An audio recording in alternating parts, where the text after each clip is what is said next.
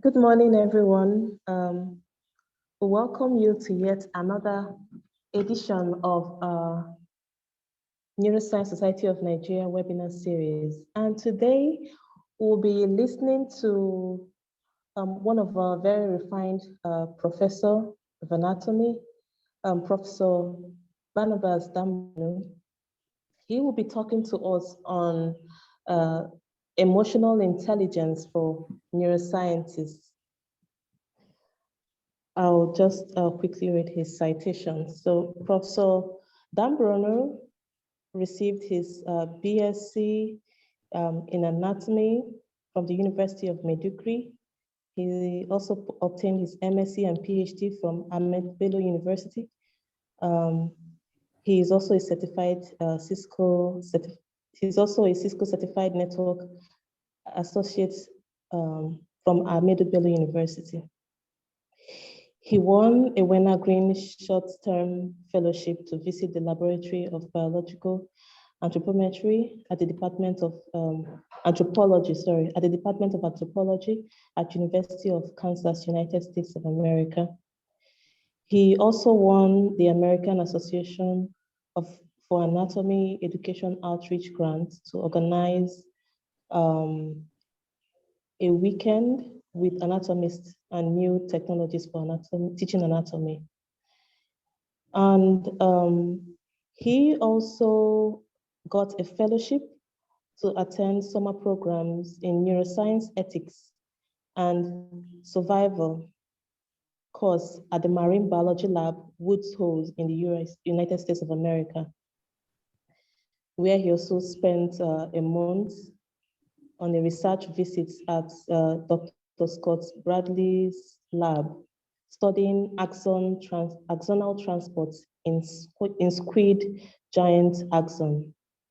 In 2013, he also received a fellowship from Trent to attend the first Ibro ARC School of Insect Neuroscience and Neurogenetics held at Kampala International University, Uganda. He also had a research visit at Jennifer Gleason's laboratory at the Department of Evolutionary Biology and Ecology at the University of Kansas.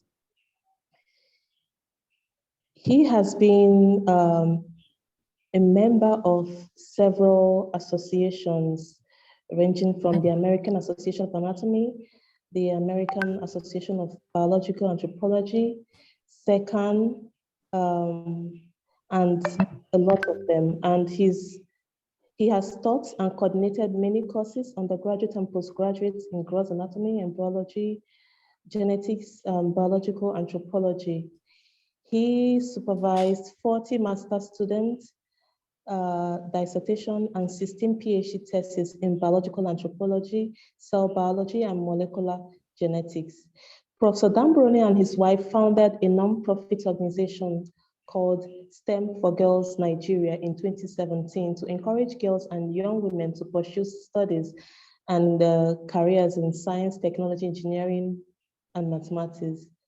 Through this foundation, they've conducted several outreach events in Nasarawa State and Kaduna State. Professor Danborno was awarded a fellowship to attend the first genome editing course organized by the Foundation for the National Institute of Health, held at the International Center for Insect Ecology and Physiology in Nairobi, Kenya. Then he also was conferred the Fellowship of Anatomy Society of Nigeria in 2021 for his contribution to the growth and development of the association. He was also appointed the Governing Council of the Anthropological Association of Humankind, an organization passionate about applying anthropological knowledge to benefit humankind. In 2020, he co-organized the first international brain research organization, African Regional Committee School of Neurogenetics and Survival Skills for Young Neuroscientists. He was also a keynote speaker at the Society for Experimental and Clinical Anatomists of Nigerian Conference. He also co-organized an outreach supported by the International Parkinson and Movement Disorder Society titled Movement Disorders, Awareness and Current Trends. And that took place in December 2022. And in February 2023, he was one of the keynote speakers at the 18th Annual Scientific Conference of the Anatomical Society of Nigeria, where he presented a paper titled War and Disaster, the Role of Forensic Anthropologists.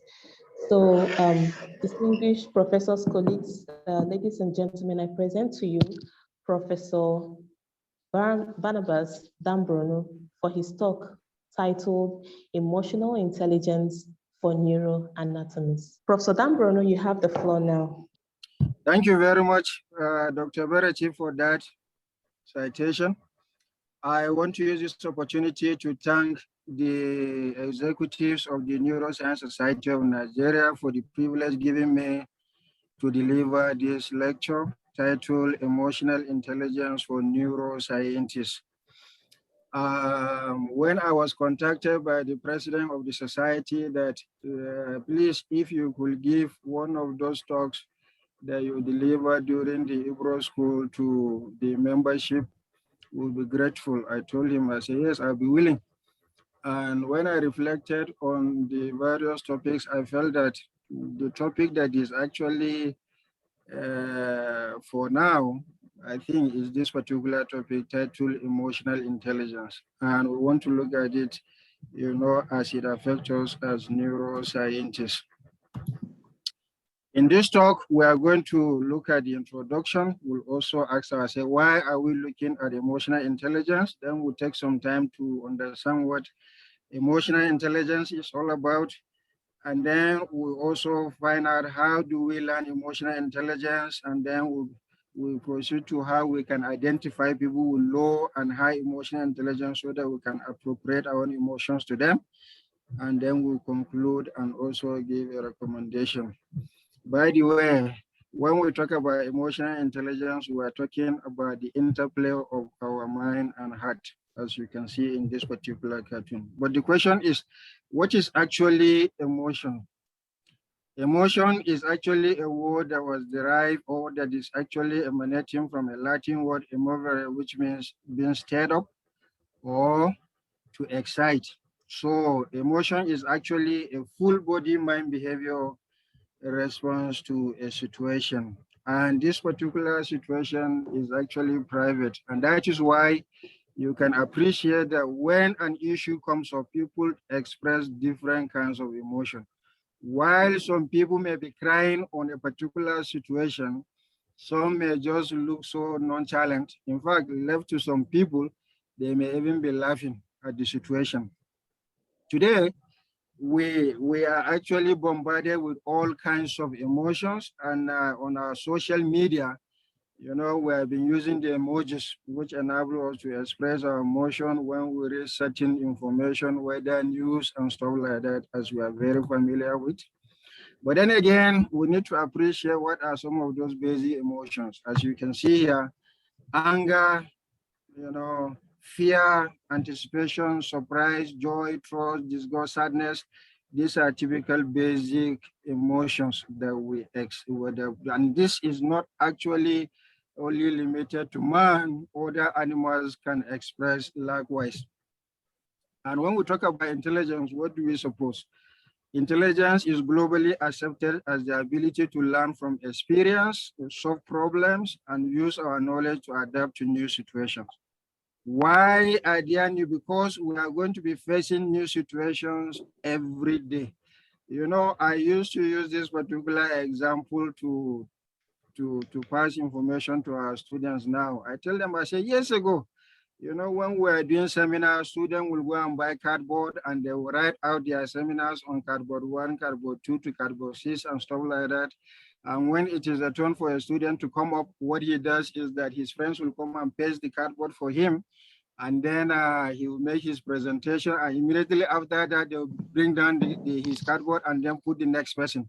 But today you can see how we have solved these problems through intelligence by the evolution of even video conferencing that we are holding right now. And so some of the ways by which intelligence has been expressed is actually shown in these cartoons.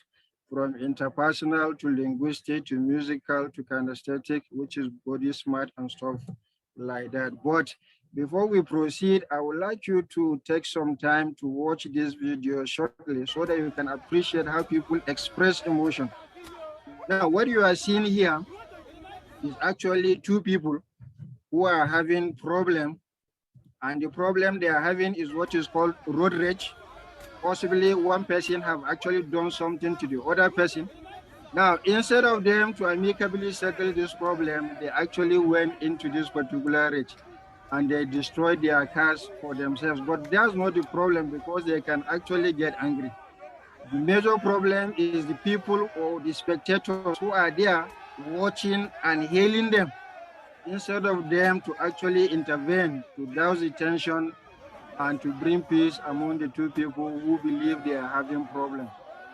But then again, if we proceed, you watch this video, I would like you to take some time to watch this video very closely and understand the message that is actually passed here. You know, we have just watched a video of adults Nigerians who are actually instigating people to express bad emotion or negative emotions. But you can see a small boy here intervening between his mother and his grandmother. And what is the idea?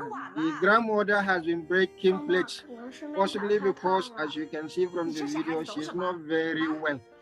And so she has problem holding the plate when she is eating and stuff like that. So she has broken a number of plates. So her daughter-in-law is not really happy with her. But you can see what the boy is going to do.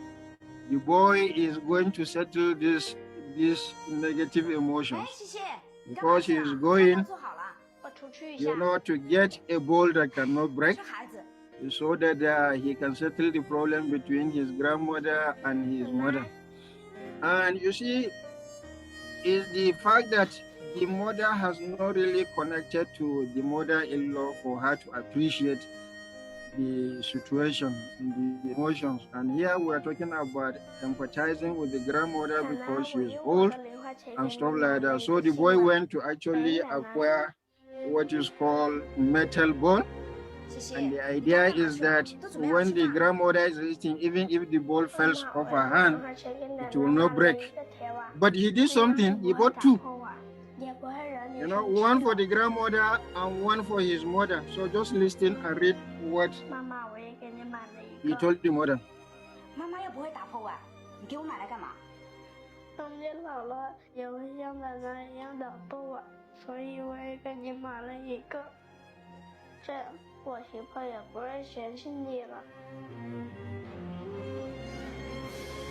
So you can see how this small boy has passed on a very big message to his mother.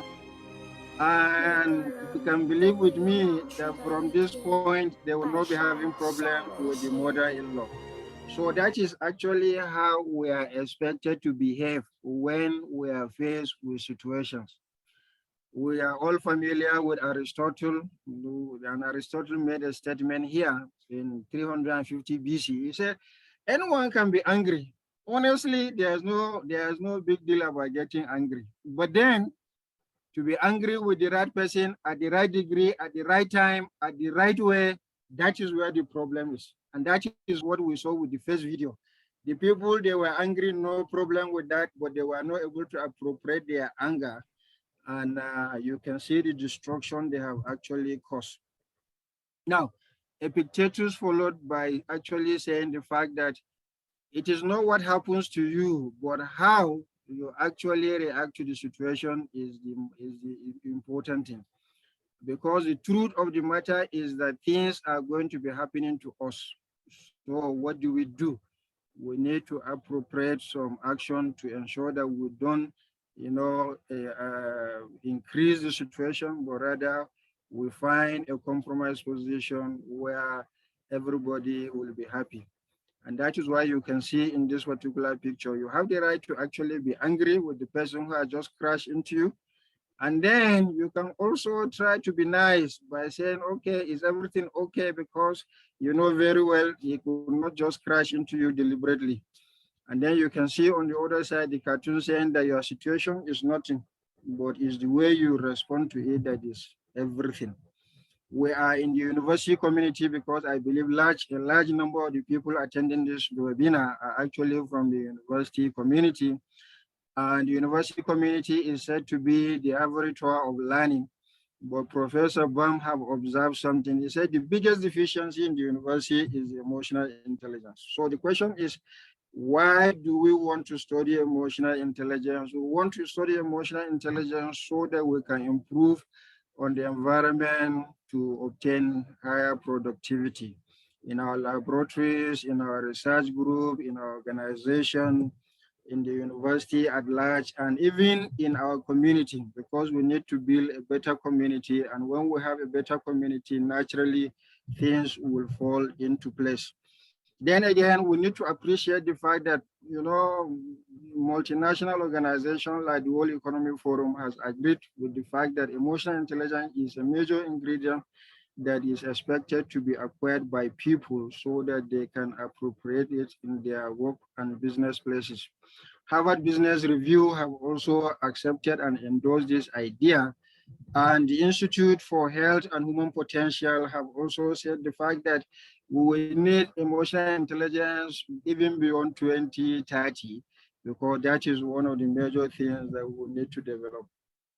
Now, quite a number of people have written publications on emotional intelligence, and I pick a few of them here for demonstration. In 2019, Dr. Indian, who was the president of the Southern Vascular Association, Vascular Surgeon Association, actually presented his presidential speech during the AGM. And one of the things he did was to emphasize on this idea of emotional intelligence. He really wanted the members to imbibe this idea. And then you can see another publication from the Journal of Medical Radiation Sciences, where it's titled Demographic Predictors of Emotional Intelligence Among Radiation Therapists.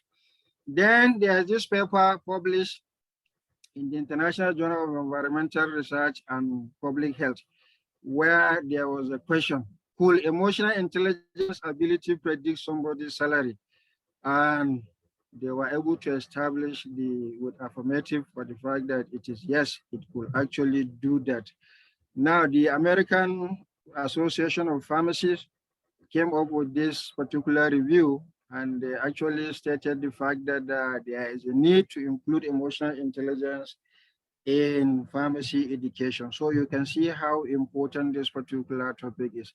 It is not only restricted to health sciences, but even in the pilots, a paper published in Scientific Report have indicated the fact that threat emotional intelligence in American pilot, these are actually indicative of the successes of this individual. So when we talk about emotional intelligence, what does it offer us? It offers us increased personal well-being. It offers us, improved decision-making, increased leadership ability, increased team performance, decrease occupational stress, and then reduce staff turnover. Largely speaking, one of the things that actually affects us is our ability to make a good decision. So when you have good emotional intelligence, you are able to make better decisions that will improve and grant you success. Then come to this particular quote by Adam Grant, where he says some of the greatest moments in human history were fueled by emotional intelligence. And I went quick to search, and I discovered one of those people that actually use this particular idea is Jonathan Goodluck, as you can see here. You will recall in 2014, President Goodluck Jonathan said something. He said, "I am the most abused and insulted president in the whole world." And then he said something. He said, "But when I leave office, you will all remember me for the total freedom you enjoyed under me." And the person making this comparison has put Dino Melaye on this other side under President Goodluck Jonathan. He was protesting and wearing a T-shirt talking about the fact that corruption is A1 under Goodluck Jonathan administration, security F9, health F9. But you can see the other picture down there. Dino is on a stretcher being hauled to the hospital. Now, but that is not where the story is. Where the story is the fact that, Jonathan also said something interesting. He said, my political ambition is not worth the blood of any Nigerian. My friends, only a man who is expressing some good level of emotional intelligence can actually say that. You all will remember in 2014, after the election, what have transpired and how Jonathan was able to willingly relinquish power. And because of that, today Jonathan is an international figure. So there is no way somebody who is expressing emotional intelligence cannot succeed in his life. So, but then let's look at what this emotional intelligence is all about.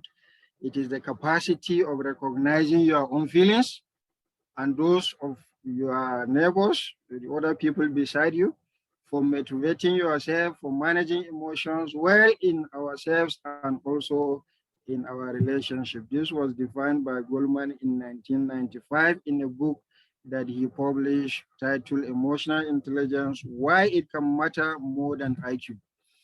Then subsequently, they were also able to come up with this idea because after much studies, they discovered that in somebody's entire success in life and work, actually only 20% come from what we call IQ.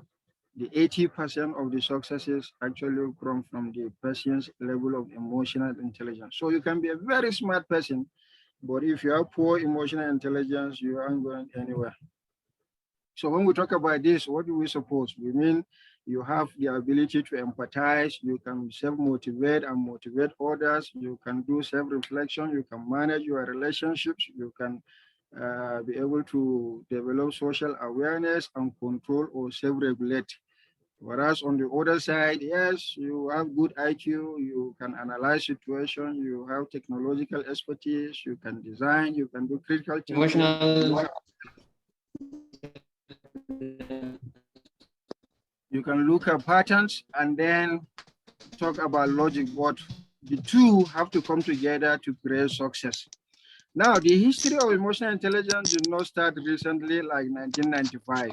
It actually had roots, far away from 1920, where the concept of social intelligence emerged, until non-intellectual factors by David Wechsler in 1940 and in 1983, Howard Gardner developed the concept of multiple intelligence, and by 1995, Daniel Goleman emphasized and promoted the idea of emotional intelligence.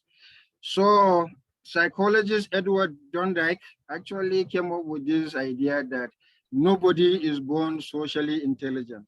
And because of that, we can also declare today that nobody is born emotionally intelligent. These are things that we need to actually develop in ourselves if we really are interested in succeeding in our lives. Quite a number of books have been published today. One of them is Primary Leadership, Unleashing the Power of Emotional Intelligence.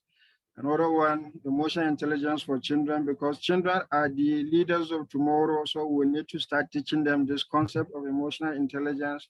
Mind Matters, applying emotional intelligence to personal and professional success. And then some two authors came up with this idea, the fact that even Jesus Christ demonstrated emotional intelligence in his ministry while he was on planet Earth. Today, we are being bombarded left and right by this concept of artificial intelligence. So it's like everything is going to be taken over by computers and stuff. But then again, if you look at this particular idea here, you can see one of the pioneers of what is called compassionate AI, made a statement saying that emotions are essential part of human intelligence. And without emotional intelligence, artificial intelligence will remain incomplete. In fact, it is stated that in the future, some of the professions that are actually going to survive are the professions that are going to be around emotional intelligence. Because come to think of it, virtually everything can be done by AI today. And when we say AI, we mean artificial intelligence. So now let's look at the components. What are the components of emotional intelligence? Number one, self-awareness, which is the ability to recognize and understand our moods and emotions and how they affect other people.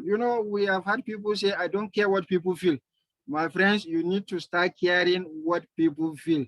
What you do as a lecturer, as a professor, as a student, as a father, as a mother, what you do will affect your student, will affect your siblings, will affect your children. So you have to care, you have to moderate, you have to control and stuff like that. Number two, self-regulation, controlling our impulses. Number three, motivation. We need to actually motivate ourselves. Sometimes you can get people to motivate you, but my friends, you need to develop the act of motivating yourself. You need to empathize with people when they are actually in troubles. And then finally, you need to be able to develop the ability to manage relationships and build new networks. I will not waste much time here. We are all familiar, at least we are no laymen, that the whole idea of emotions is actually controlled by the limbic system as demonstrated in this particular cartoon. But what I want to show you here is the fact that emotions begin with the fact that we can actually pick up impulses from the environment, either by mere seeing or by hearing or by touching and stuff like that. And you see, when this actually happens, this is the cascade of all the neural networks that will lead to a particular expression of a particular emotion. But one of the things that actually happens here is that there is a pathway that goes straight to the amygdala, which is the fastest, so that the individual, in this instance, the organism will be able to take a decision.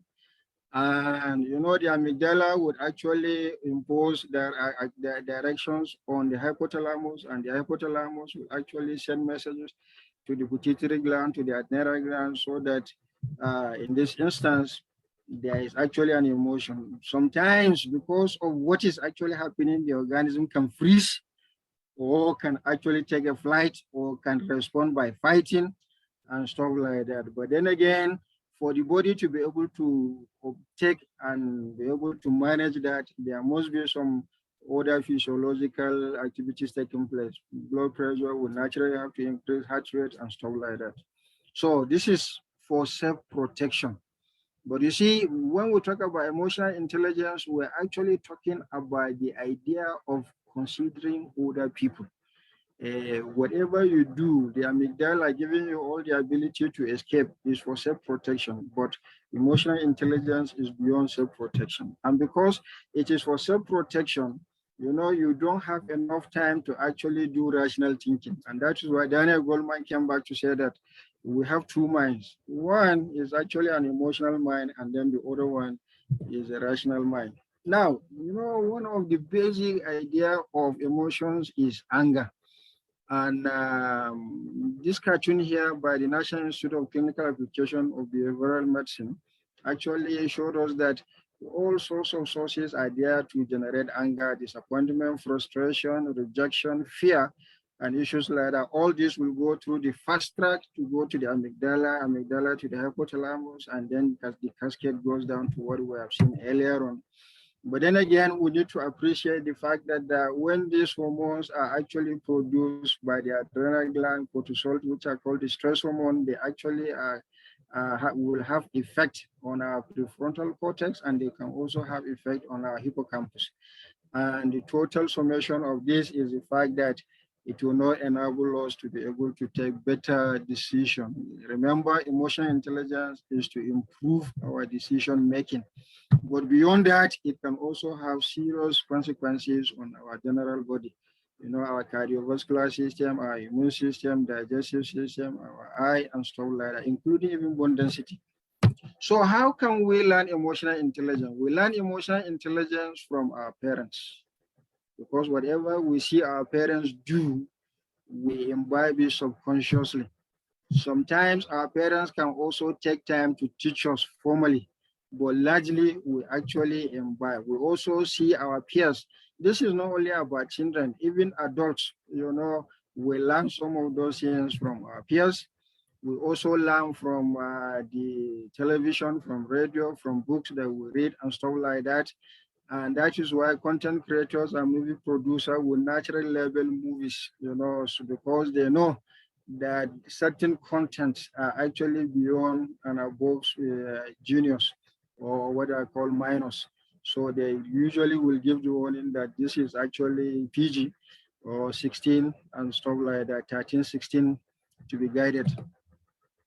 Now, because of this concept, the Western world have actually adopted the implication of emotional intelligence into their curriculum. But above all, our religion is actually supposed to give us thorough education in emotional intelligence. Now, this is a cartoon showing us how parents can actually affect. So let us be very careful. If we grew up without having that, we now have the opportunity to correct that in our children. Okay, Yale Center for Emotional Intelligence was established, and that was because some of the key people who promoted this idea in the 90s, Solvay and Mayer, were actually at Yale. So they started this idea and they came up with their own policy or their own concept, which is called RULER. R standing for recognizing emotion, U standing for understanding the causes and consequences of emotions, L labeling emotions very accurately, because you can have emotion, but you can not be able to label it appropriately. And because you don't label it appropriately, you can actually decide to do something that is actually out of order. Expressing emotions appropriately and then regulating emotions effectively. Because of that, because of the importance of this thing, what they did was to actually develop what they call a mood meter, which people can actually from time to time to be able to understand themselves. If you feel frustrated, you touch on frustration, it will show you on the screen, as you can see here. And I remember some few years ago when I was in the US, and when you take children to school, one of the first things the teachers will do is to ask the child that please go and write how you feel today on the piece of paper. I was not understanding why they were doing that, but now I think I understand better why they are asking children to tell them how they are feeling as they came to school that morning. The idea is for the teachers to be able to know how they can handle the child for that particular day. So if we understand this concept, how can we improve our personal emotional intelligence? Number one, we need to notice how our behavior affects others. Number two, we need to seek for feedback and accept criticism. And when we talk about feedback and criticism, these are two different things. Number one, feedback motivates somebody to do or improve on certain issue, focus on specific behavior or issue, strategically improve and how to fix things that have actually gone bad. Unfortunately, criticism is to motivate and point out insufficiencies and stuff like that, focus on personal or individual aspect, and is punitive in the sense that it delineates acceptable and unacceptable issues, and they intended to be statement with little return communication. So while we will need to get feedback, we should also be ready to accept criticism. Number three, we need to take responsibility for whatever thing we say and what we do. We also need to respond to conflict instead of reacting to it. Susan Young have actually stated something. She said, emotionally intelligent people hold themselves accountable for their behavior, failures, and successes. Oftentimes when people succeed on something, they fail to give credit to people. That is human nature. But when they have problem or when they fail, that is when they will look for all excuses to blame people. That person did this, that is why this person did. So see, from today, what we should do is to ensure that we do not actually blame people for our words and for our actions. Let's take responsibility for them. Responding to conflict, we need to be able to accommodate people. We need to develop the art of collaborating, and we need to also develop the art of avoiding conflict. And the environment is not for competition. It's for us to collaborate. And then above all, let's find a way of compromising so that both of us or all of us can work together to improve the situation that we find ourselves, whether in our research team, in our laboratory, in our department, in our place of work, wherever we find ourselves. We should also learn to motivate ourselves, and we should do that by remembering the fact that sometimes the only person that can actually help us is ourselves. Let us not be waiting for people. Why people can offer to help us, no big deal about that. We should accept it willingly, but we shouldn't be waiting for people all the time. We should put effort to actually help ourselves. And then dreams are always set as we can set our dreams. But let me say this, there is no dream that will not come with challenges. And some of those challenges, as you can see here, they can be people around you, or your internal fear, or the society, or your own personal doubt. But look at what is written here. When everything is trying to bring you down, please find one reason to keep going up. Now, the other thing about assertive, communication is the fact that you need to appreciate that people can come to you, or situation can arise, of requests. So you need to ask certain questions. Don't just go blindly and say, okay, because also person have asked for this thing, I'm going to do, or no.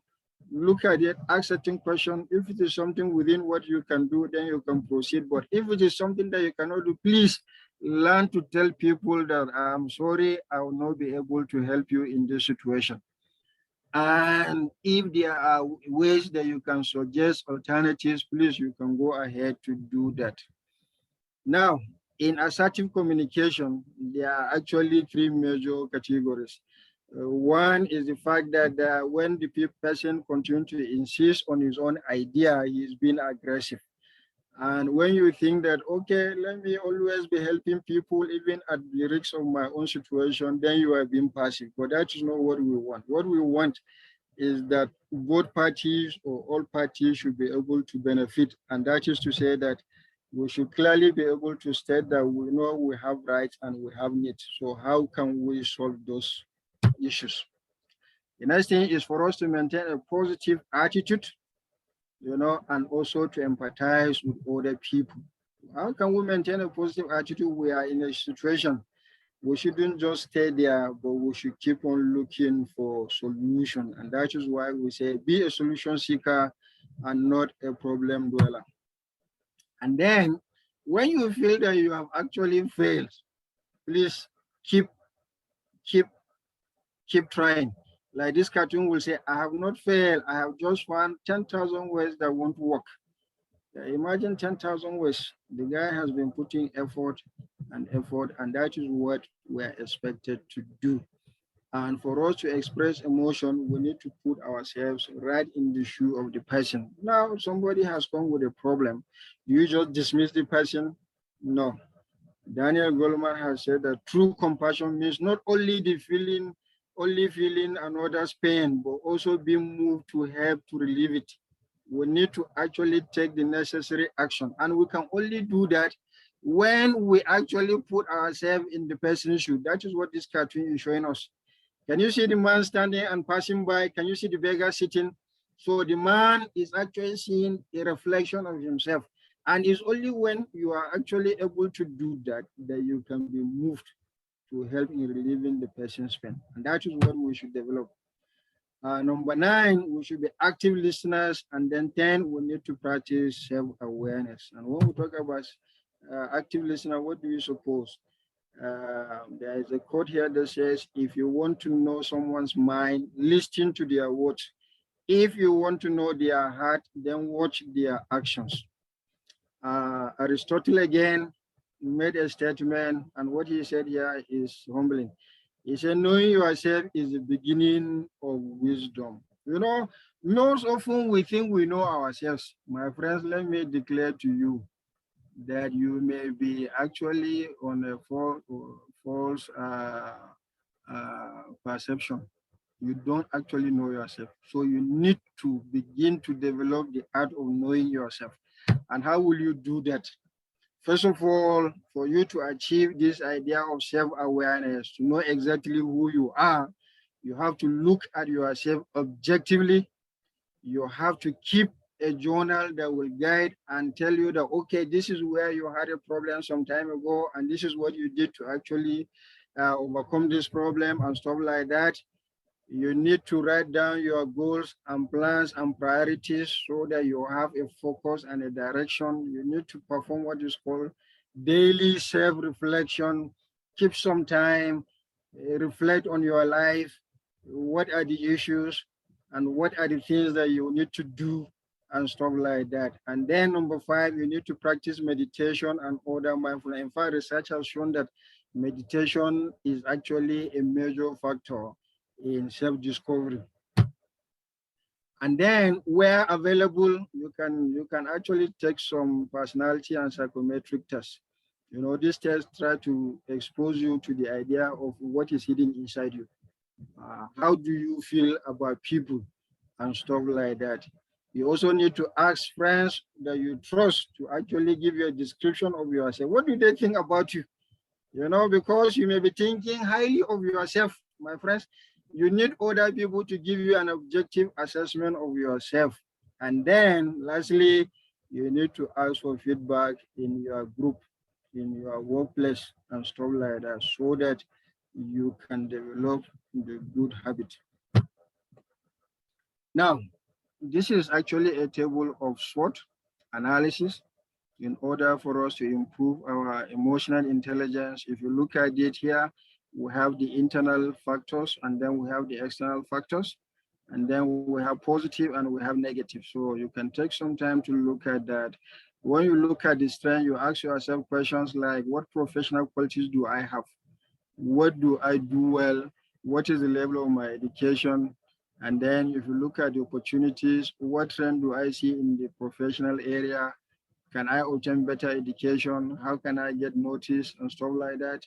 So there is a constant need for improvement. Then on the other side, the weakness, what am I bad in that I can actually improve?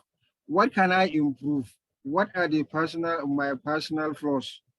And what are the roots of my failures? If you are able to identify the roots of your failures, you can actually be able to solve some of the problems. And the threats are actually there.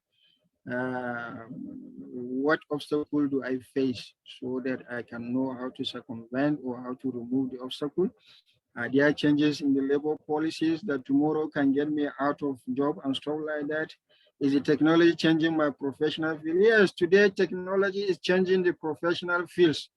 And so we need to actually adapt to the whole thing. And that is why some people have said some time ago that when a new technology comes in, you need to roll with it, or you need to actually go with it, or it will roll over you. And you also ask yourself whether you are marketable.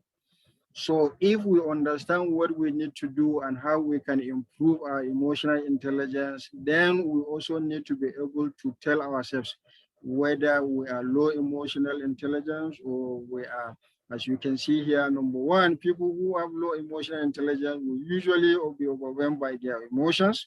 Small thing will happen, they are overwhelmed. Number 2, they are highly judgmental of others. They hold grudges for long. My friends, there's no room to hold grudge if you want to be emotionally intelligent. Yes, it doesn't say that you cannot be angry with people, but in the appropriate way at the appropriate time. Therefore, they get easily upset. Small thing happens, they feel misunderstood all the time. My friends, you cannot be misunderstood all the time. So if you begin to feel they are being misunderstood all the time, then you are actually expressing low emotional intelligence. And the final point there is that people with low emotional intelligence, they find it difficult to accept feedback. We need to work on that. So how do we identify people with high emotional intelligence? They are considered empathic by others. They have exceptional listening skill. They are self-motivated and goal-oriented. We are talking about the fact that you need to motivate yourself. They do not judge others. They are highly sociable and pleasing to be around. And they are excellent leaders because they always demonstrate excellent leadership. Now, when we acquire and when we improve our emotional intelligence, we need to channel it somewhere. Tomorrow or right now, we are already in position of leadership. Or tomorrow we can become leaders, in whatever capacity. So these are the things we should keep in mind. The strength of leaders with high IQ, they create low stress work environment, they're able to find solutions quickly, put people at ease, able to inspire and motivate. They know their team strength and weaknesses so that they are able to, A few years ago, Lee Akako died, and when he died, they were reporting his escapade in CNN. And one of the questions that was said was the fact that you have been a chief executive in many multinationals, very big companies. How were you able to succeed? And you know what he told the people, the journalists, he told them that I hire the best and step out of the way. That is the idea of somebody with high emotional intelligence, you know, and vice versa. On the other side, you can see people who have, or leaders who demonstrate low emotional intelligence. They don't have clear direction. They put people on the edge. They are not inspiring and they are not supportive. When there are things that needs to be done by an employee or by a junior colleague, they care less about it. So when you face people like this, you know, they are actually having or expressing low emotional intelligence. So this kind of people, yes, they are leaders, but they can also be helped.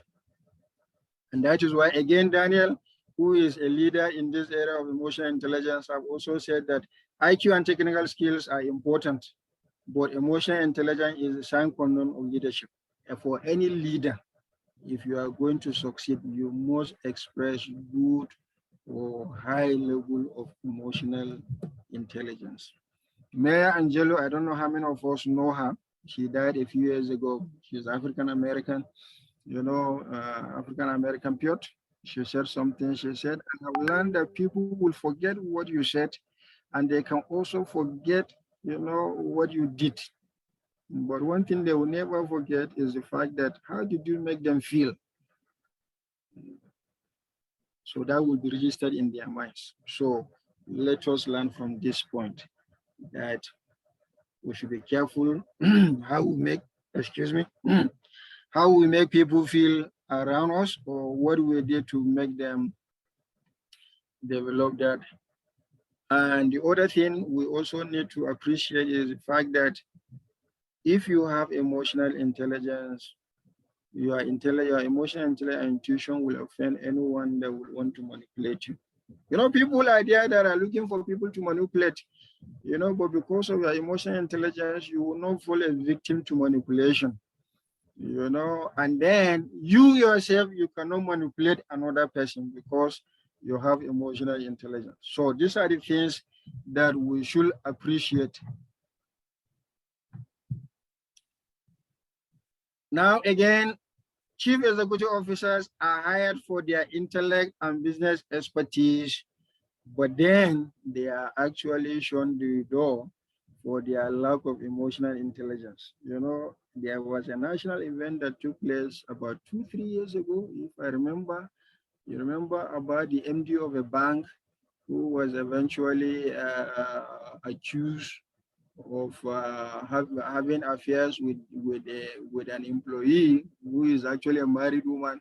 And not only that she was a married woman, that the children, two out of the children belonged to him while she was in her husband's house. You know, and that is why in the components of emotional intelligence, we have what we call self-regulation. You need to self-control. You know, because of that, the scandal has gone all over the place and he lost his job as a chief executive. Now, for us to conclude, we need to appreciate the fact that emotional intelligence have come to stay. And because of that, we need to begin to develop that. And the idea is that we need to succeed. If we need to succeed, then we need to actually develop this idea because it is very important for our life and career. And if we take what is actually happening today, somebody have said something. They said violence that is happening across the world is due to lack of emotional intelligence. And you want to accept that fact, that in all the places where you go and you see violence, whether you call them gunmen, whether you call them bandits, whether you call them Boko Haram, whether you call them whatever name, you know, is because there is no level of emotional intelligence. Otherwise, nobody in his normal expressing good emotional intelligence can perpetuate the kind of violence, you know, that you get to see. So we need to develop so that we can teach people and be able to close the gap. Now, as we conclude, I would like you to do self-assessment after watching this video. You know, questions are going to be asked, and then you ask, you answer for yourself.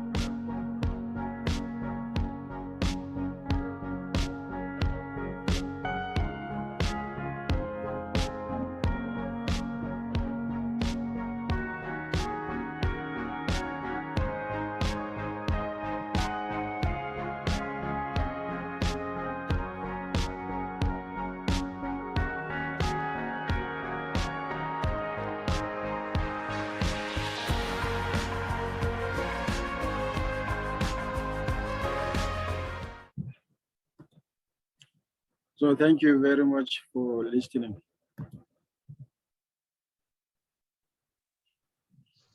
Thank you, Professor Danborno, for this amazing lecture. It's really different and very interesting. And I can see comments on the comment session, people showing appreciation for this lecture. Please, to the audience, if you have questions or contributions or suggestions, please feel free to type in your questions, or you could raise on the chat box, or you could raise your hands and indicate to speak.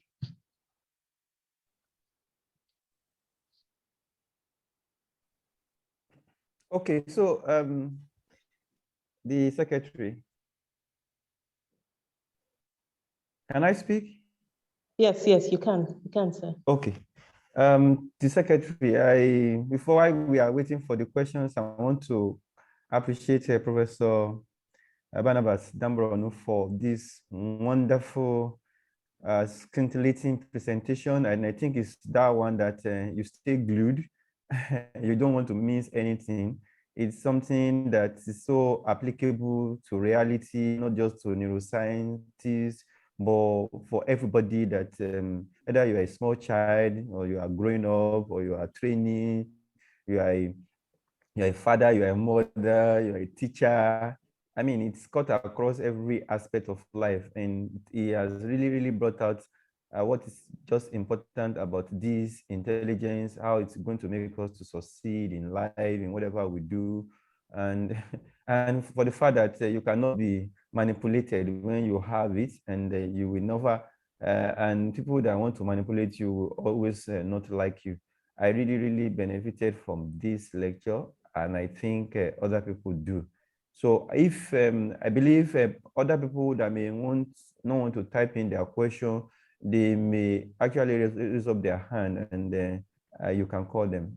Thank you so much, Professor Danborno, for this wonderful lecture.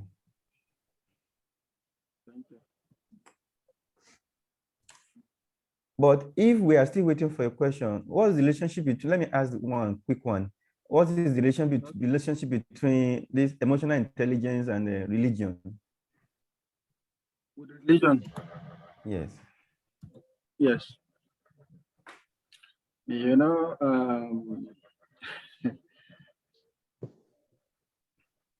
everybody knows that the religion actually teaches us to live pious and righteous lives. And the religion also, remember I made a statement. I say, yes, you see our two brains, one the emotional and the other one the rational. The emotional help us to protect ourselves as individuals. That is why if there is something, you put yourself first. But you see, the religion also teaches us the fact that while we can consider ourselves as individuals, we should also love our neighbors as ourselves. And when you extend this idea, to the next person, naturally it's going to come back. Sometimes we feel that when we are doing something for somebody, we are just wasting our resources and we are doing something for the person here and there. But the truth of the matter is that there is no any good gesture that you can do in your life. You may not actually benefit from it though directly, but your words may be able to act. That is why the Bible, for instance, will say a good name is better than riches. When a father or a mother has a good name, children are going to benefit from that good name. So that is the connection between religion, because religion will teach you that you should live righteous life, you should live a life that will affect other persons and stuff like that. And that is why I also mentioned from the beginning that, sometimes people will say, I don't care what people feel. I don't care. My friends, you need to care about what people feel. While you cannot just be living or doing things to please people, but you have to strike a balance between not doing things to please people, but doing things with the interest and the hope that is going to affect people positively.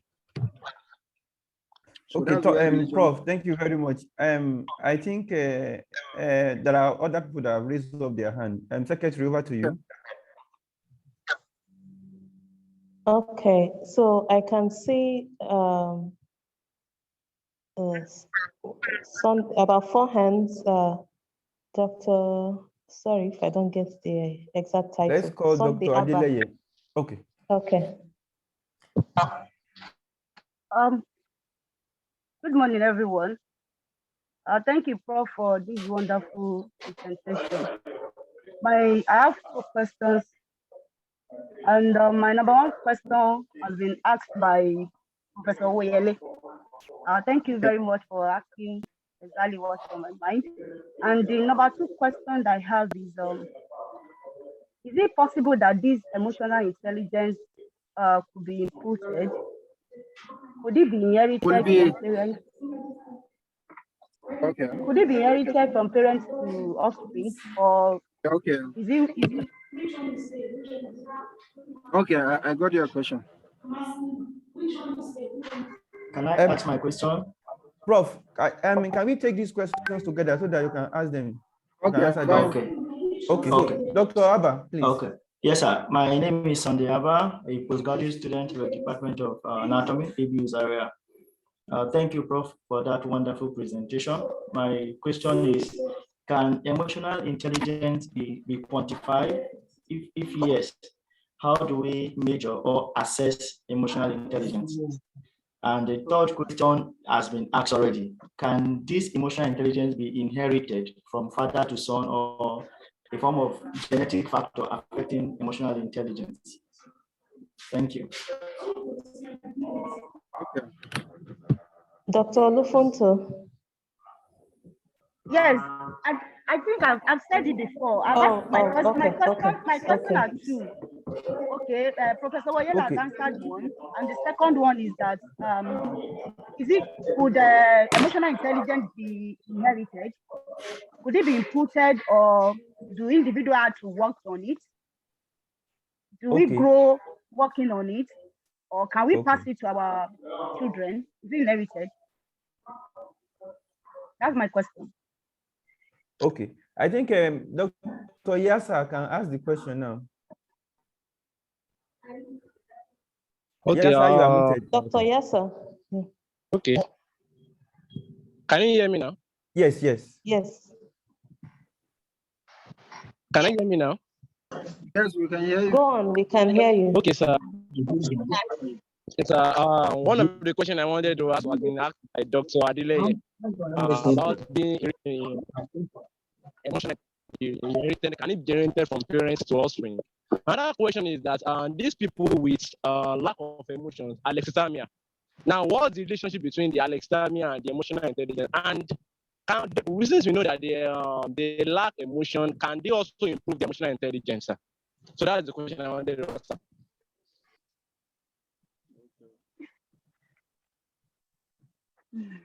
Okay. The next one, Dr. Adamu Abdullahi.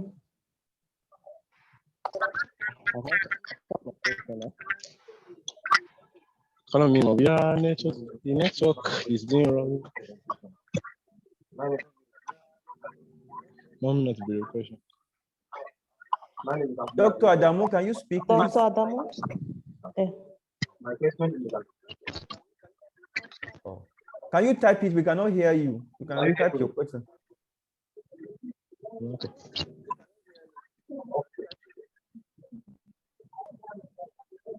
Secretary, can we ask the next person? Okay, Dr. we can Lovett. go to the next, Dr. Lovett.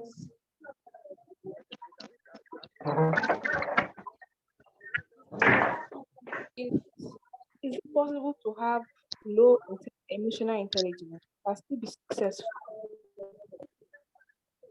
Is it possible to have low emotional intelligence and still be successful? Okay. Okay, Prof, now you can answer the questions now. Okay. All right. Let me start with the idea of whether emotional intelligence can be inherited. Actually, the answer is no. Emotional intelligence cannot be inherited, and that is why in one of the slides, I actually indicated the fact that this particular slide actually indicated the fact that Edward Thorndike, in the 20s, came up with this idea of social intelligence, and he said that social intelligence cannot be inherited. So people are not actually born with it. So the same thing, social or emotional intelligence is also not born with. So if you remember the Lamarckian theory, if you remember your evolution very well, where Jean-Baptiste Lamarck was talking about the acquisition of acquired characteristics, where he said, okay, the giraffe, because of stretching the neck and eating, what do you call it, and eating the foliage of trees, that is why, and how the neck of the giraffe became long. So, that evolutionary theory was not accepted in the light of natural selection. But in the phase of emotional intelligence, actually that theory works perfectly, because it's something that you actually acquire. By the way, don't forget, we are primates. As classification of the system is concerned, we belong to the order primates. And in the primate order, it's especially characterized with the non-human apes, non-human primates. The apes, whether chimpanzee, gorilla, orangutan, and stuff like that, or even the lower apes. We learn things by observation. And the younger ones will look at the parents, whatever the parents are doing, they just follow suit like that. The only difference between the non-human primates and the humans is the fact that we have a formal means of communication. We can pass this information. So learning becomes very easy. So in short, emotional intelligence is not inherited. what you do is that you can actually acquire it and build it up. And that is why the issue of the religion that Professor Oyewale and several of you said you wanted to ask that, how does religion affect? So that is where the component of the religion comes to be. We are taught, over time to live lives that are actually righteous, life that is pious, and then so that we can affect people, we can affect the community and stuff like that. So that is the issue with emotional intelligence. They are not actually inherited, they are acquired. And then the other one is the question from Sunday Abba. He was talking about how can we quantify? Is it possible for us to quantify emotional intelligence? Yes, it's very possible, because that's why, if you remember, in the process of developing self-awareness, we talked about 8 points. And one of the points is the fact that you need to actually do what is called go and take psychometric tests.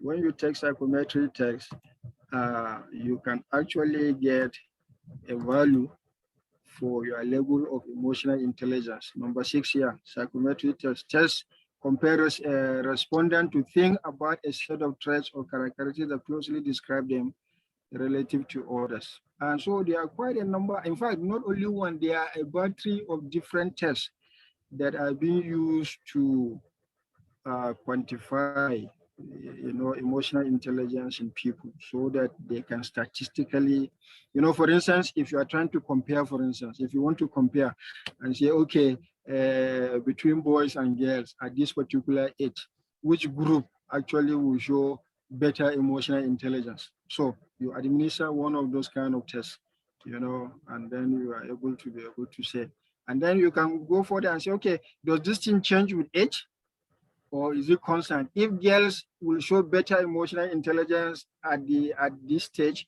what happened to people who are adults? What happened to people who are old? Will it also show that the women will do better in emotional intelligence? Or is it that something will happen or have happened along the path, during growth? So that is how you can do that. So there are actually tests to be able to quantify this particular trait. Then somebody was asking the question about the people who will demonstrate lack of emotions. Yes, now, I didn't show that, but there is an animated movie. I don't know how many of you in this audience know this particular movie. It's called The Tale of Despereaux. It's here. I don't know how many of you have watched this movie. In fact, if you have not watched this movie, can you just find time to go to YouTube and try to enter The Tale of Despereaux, so that you can take some time to watch the movie, so that you can appreciate what will happen to somebody when the person doesn't have emotions. For instance, this particular mice, he doesn't care whether they are cats or they are not cats, because he doesn't have any fear. And when people don't have any fear, the consequences of that? Because fear itself, like I said earlier on, all these issues of emotion is for self-preservation. So if you don't have fear, you can run yourself into troubles that would cut your life short.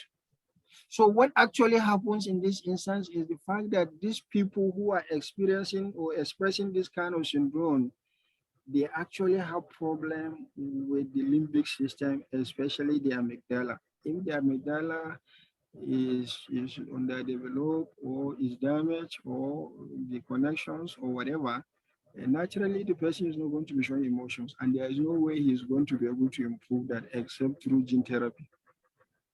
That's the only way we can, I think, that can be solved. But naturally speaking, you will not be able to do that. Then the other question is, how can we influence other people to build up their emotional intelligence without offending them or sounding condescending? Again, this is also part of the team that you yourself, you can actually develop. honestly speaking, the average person in our society is somebody who have low emotional intelligence. Where we have leaders running big offices and they are not able to perform, or where you see somebody because he's the minister, because is the, he turns that office or that ministry into his house. I remember watching on TV, one woman was talking. She's a retired permanent secretary, and she was saying something. She said she knows some of her colleagues that when you enter their office, you cannot sit down. You cannot sit down just because you are a junior officer and they are the permanent secretary. You enter an office, and even if you are going to be there for the next 1 hour, you are going to be standing. My friends, this is just the expression of low emotional intelligence. So they need somebody at their own level, because any other person that will say something naturally is going to look as if, in fact, he will not even have the opportunity to say anything. So you need people at their own level who will use their own wisdom to be able to actually talk to these people. It is true. In fact, because of the person's low emotional intelligence, he can take offense when you even try to correct him. And that is why it has to be done carefully and with caution. Can emotional intelligence be enhanced by one's lifestyle, e.g. food, exercise, and environment? Food cannot enhance emotional intelligence. Exercise cannot enhance emotional intelligence, but environment, and when we talk about environment, we are not talking about the physical environment. We are talking about the environment where there are other people who will demonstrate this particular issue of emotional intelligence. There is a typical saying, or why do parents actually get worried when they see their children associating with other children that, in quote, they are not comfortable with? There is a popular saying that bad company corrupt good manners.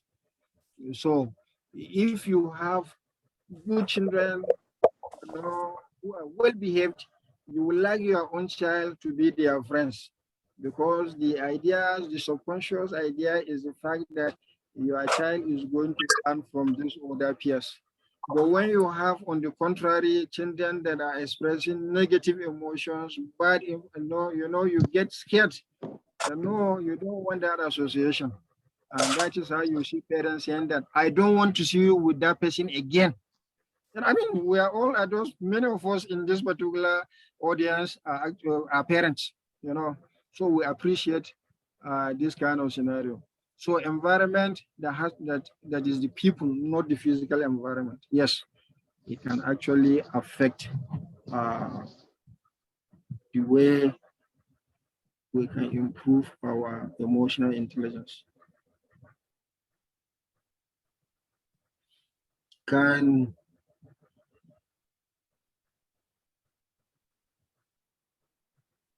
Somebody is saying that this particular topic of emotional intelligence should be included in our curriculum to save our community from terrorism. Yes, actually, that's the honest truth. In the Western world, like I told you earlier on, they are already incorporating this into their curriculum. We need to actually, you see, when people don't empathize, when people are stone heart, they can do anything. But people need to be trained, to look at, like the American system. The American system will want to get their children indoctrinated in the American doctrine.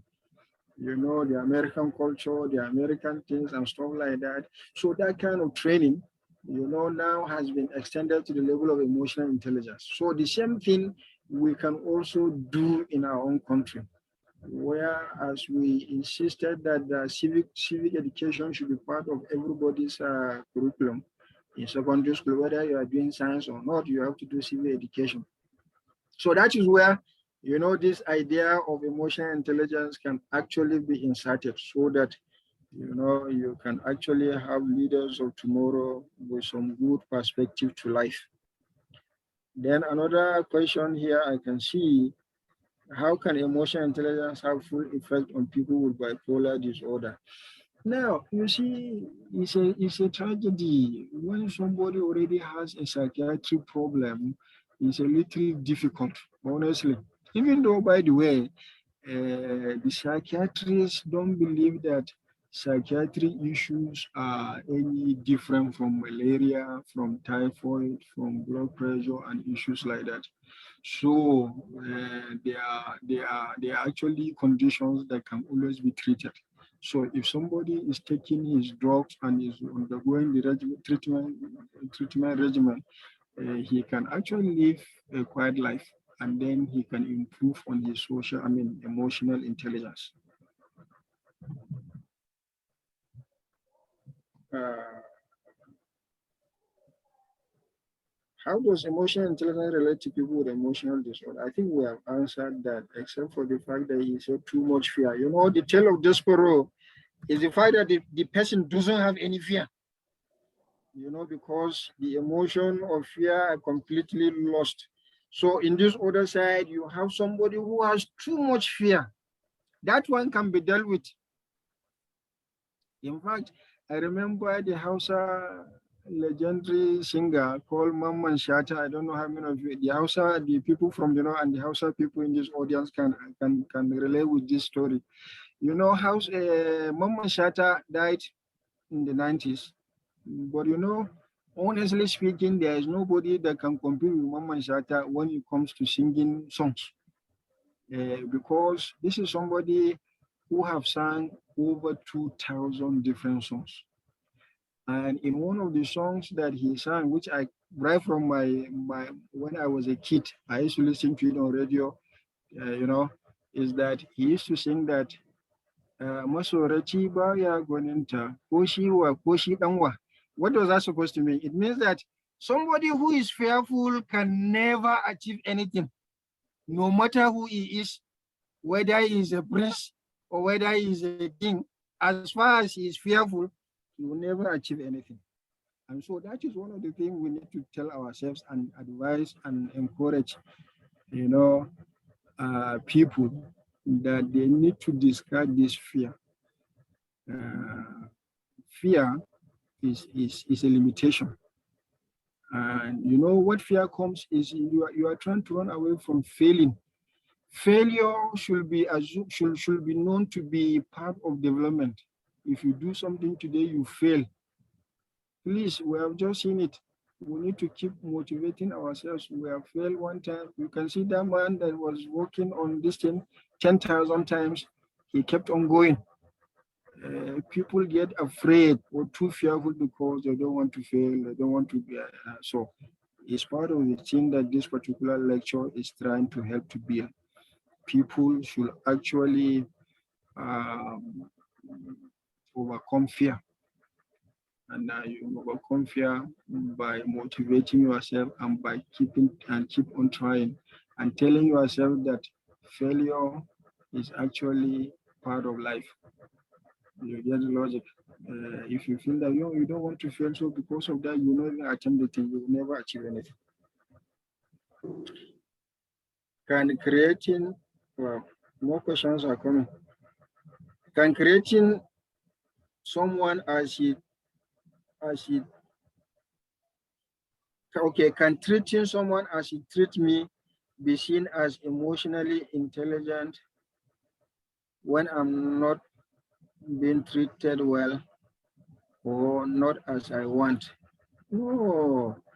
The concept of emotional intelligence is not to actually pay back the person with the same coin that is that what you should do is to treat the person better. By the way, you don't expect everybody to treat you the way you are going to treat the person, because the person is actually expressing low emotional intelligence. And because he's expressing low emotional intelligence, you on this side that you are being affected, you find a way of appropriating your own. So that you see, whether we like it or not, we're human beings. You know, when people do something, what actually will happen is that they also wait to observe the way you are going to react and stuff like that. And thank you, Prof. Prof, please, thank you so much. Can we listen to, there's somebody, a doctor raising up the hand, so let's listen to him, because we are going to end the webinar by 11:30. Okay. Dr. Tenaga, can you speak? Yes, thank you very much, Prof, for your presentation. I was very, very interested in joining up. Now, naturally, emotional intelligence has to apply to every aspect of human endeavor. But we can also see that an articulate person will have an advantage when it comes to exhibiting high emotional intelligence. So what will you say, in your view, is the role of non-verbal cues or non-verbal expressive means on emotional intelligence? So will someone, say, who is an introvert be disadvantaged when it comes to having a high emotional intelligence? Thank you, sir. Yes, thank you very much, Dr. Tena.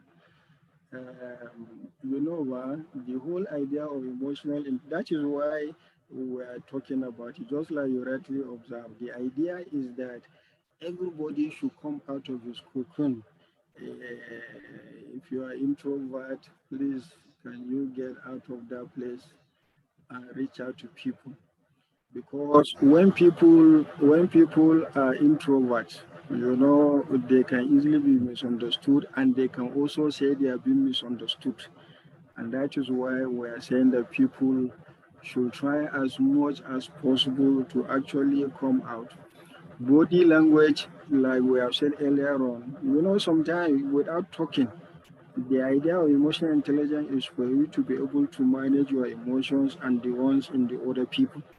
And sometimes people will not really have to express it verbally, but you can observe from the body language, so that then you can then take steps to see what you can do to circumvent. Because, you know, the truth of the matter is that when we are not able to identify these emotions, there will be a build-up, and this build-up can actually explode. And that is why people who are introverts, people who are so recluse, they keep to themselves. That is not really good. We want people to actually work on that, come out, you know, and that is why the other part of the story is social awareness.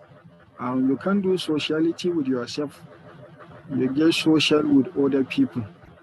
And that is why it's important that everybody, yes, nobody said that you have to be like another person, but at least at your own level, try to see that you can relate with some people and issues like that. Because as you are aware, you know, most often people who have committed suicide, if you go back to check their life very closely, a greater percent of those people are actually people who have been keeping to themselves. They have no opportunity or situation where they can discuss their problems. And because they cannot discuss their problems with other people that can give them alternatives, that can suggest for them, so they feel that the whole world is crashing on them, and the best thing to do is just to take their lives. Thank you, Prof. Can we hear from Professor Olopade, a fellow of the society? Professor Olopade, can you unmute and say one or two things? Thank you very much. Thank you, Professor Danborno, for the structure and function lecture. Amygdala, hippocampus, and behavior of reaction. I think we've all learned. It's good for us sometimes to know that things don't end in DNA extraction, antibody, immuno, and leadership is first attracted by the academic intelligence, but it flourishes on the emotional intelligence. So I think that's what Professor Danborno has has exalted us. I mean, if you are looking for how we gain from it as scientists, so we need to keep doing our work, but yet keep working on ourselves so that what we do, the things we lay our hands upon, continue to flourish and to increase. So thank you so much, Professor Danborno. And I pray that we all take this to heart of the encouragement he has given us. Intelligence gets you up, character keeps you up. So I guess all that is related to the things he has said.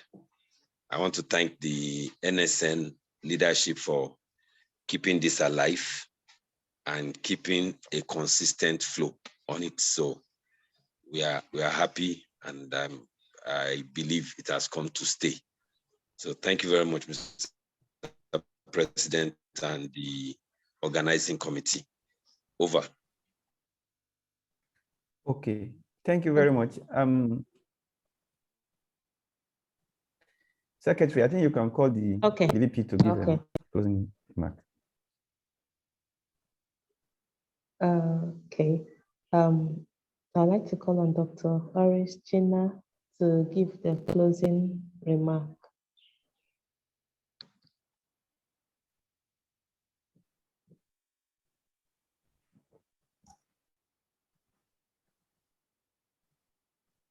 Okay, I think she's muted.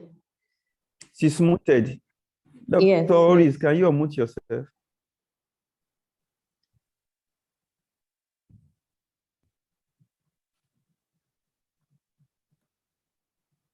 She's still muted. Okay. Just sorry, did you call me? Sorry, I have something emergency also. No. Sorry, what did you say, Barry? okay. You asked to give the closing remark. Okay.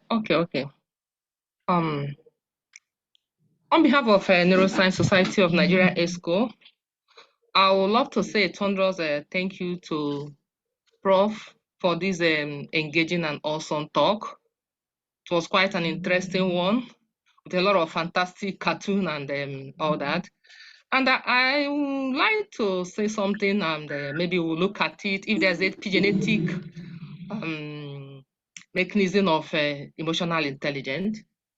Having said that, I would like to say thank you to all the professors and the senior colleagues and the participants who have made the time to be part of this engaging and interesting talk. I really learned a lot that will really help me to, advance in my career and to have a high level of emotional intelligence, even when I relate with folks and the folks in my office. So thank you so much, and be on the watch out for the next episode. Thank you, and bye. Thank you so much. Thank you. Yes, and just to add, a lot of persons are requesting for the slides and recordings of this webinar. So please be on the lookout on the NSN YouTube channel. We usually post our webinars in the NSN YouTube channel. So you could easily find this webinar, the video recordings of this webinar in the channel. And the slides, I will also share it on the NSN platform. Thank you very much. Thank you, Professor Danborno. Thank you for everybody coming, and see you some more time. Thank you. Thank you.